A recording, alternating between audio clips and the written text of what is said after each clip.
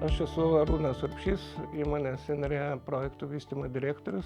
Mūsų įmonė teikia inovatyvius programinės įrangos sprendimus gamybos ir statybos pramonės įmonėms. Mes diegiame programas, adaptuojame, mokome darbuotojus dirbti su programomis, vykdome kompleksinius skaitmenizavimo projektus. Gamybos inovacijų slėnyje mes įkūrėme virtualiųjų dvynių laboratoriją, kuriai suteikėme prekinį ženklą 3D Experience Works Excellence Center.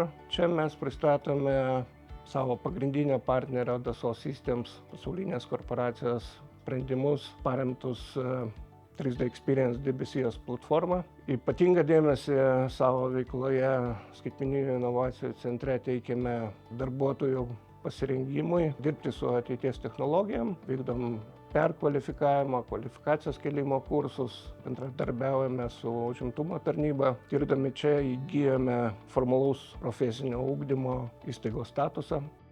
Esame vienas iš Europos skaitmeninių inovacijų centrų, kurių pagrindinė sritis yra teikti paslaugas, patarimus įmonėm, kurios nori skaitmenizuotis. Paslaugas susideda iš 4 pagrindinių dalių: technologijų paieška finansavimo šaltinių, darbuotojų mokymas. Na ir paskutinė paslauga Test Before Invest, tai yra pažiūrėti, kaip veikia kitur prieš priimant sprendimą.